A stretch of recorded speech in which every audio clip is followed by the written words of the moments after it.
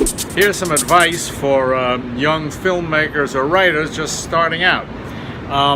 Many years ago, well, when I was in my 20s, which unfortunately is many years ago, but it may be the age you are now, I had this idea when I graduated from college that I wanted to be a writer. All right, so you know what? My old man thought I was an idiot. Go to law school. Don't be a moron. What kind of writer? You know, he thought I was going to go broke, and probably was the right advice. Anyway, in order to have something to write about, I thought I should do something first. So, among other things, I went overland from London to Kathmandu in Nepal, which you could do in those days. Today, you would get killed 100 times going through some of those countries, but then it was relatively safe. And being a writer, when I got to Milan, I bought myself a little Olivetti typewriter, manual typewriter. Computers didn't exist yet.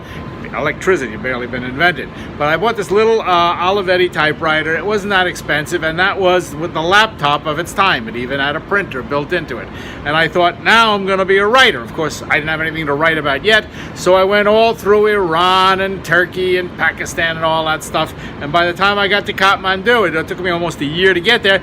Believe me, I had plenty of crap to write about. So I got myself a room in the Kathmandu guest house on Tamil, which is the main street in Kathmandu, and I got myself a little table, and I got myself my typewriter, and I thought, now I'm ready to write.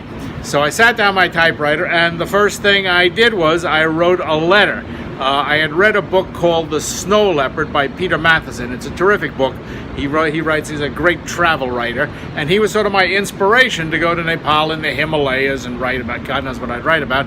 And so I sat down and I wrote a letter to Peter Matheson, who wrote the book. And I wrote, "Dear Mr. Matheson, I read your book. I always wanted to be a writer. You inspired," blah, blah, blah. I mean, just diarrhea on the paper. And it was probably 10 or 15 pages long, and I packed it up and I went over to the post office in Kathmandu, where it's a 50-50 chance anything gets out anyway, and I mailed off my letter to Peter Matheson, care of his publisher.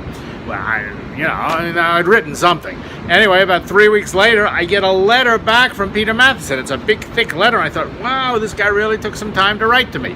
And actually what he did was he sent me back the letter that I had written to him, but he wrote across the front of it in big red magic markers, "If you want to write, write, but don't write to me, signed Peter Matheson."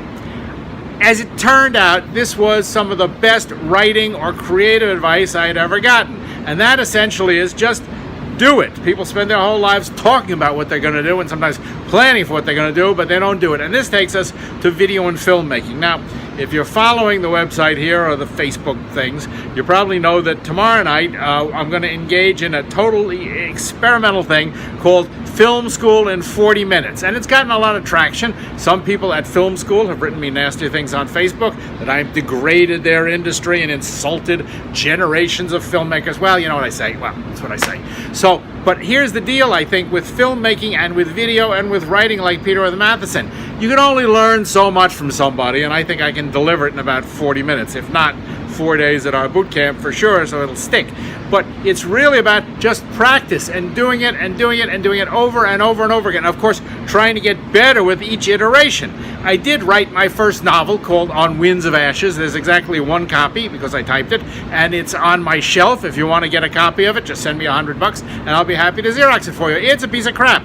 It's pretentious, student, terrible kind of thing you write when you're 21 years old, sitting with a candle in Kathmandu, Nepal. But you got to start somewhere. And so that's the whole point with video, is learn the basics, which is what I'm going to do tomorrow night. And believe me, it doesn't take much more than 40 minutes. But then you got to do it over and over and over again with the understanding that it's going to be terrible in the beginning. It's going to be awful. The stuff you make is going to be terrible. When we run the boot camps, of course, we have the shooting, and then we run the sessions, the screening sessions that I call public praise and public humiliation. And a lot of people don't take to it very well. They throw up, they cry, they get unhappy.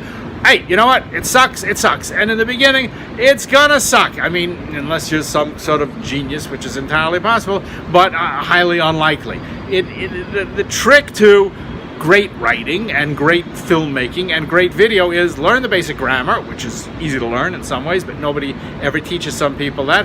Get the rules down, and then go out and do it, and then do it again, and do it again, and do it again. And as you go further, like practicing the piano or playing tennis or anything else, in time, you will in fact get better. But the real trick here is practice, practice, practice. First step, of course, is take the course on the grammar and learn how to do it properly so you don't make any mistakes. Anyway, that's it for today. I'll give you a report tomorrow. Well, tomorrow we're doing it, so maybe we'll go live. You never know. See you later.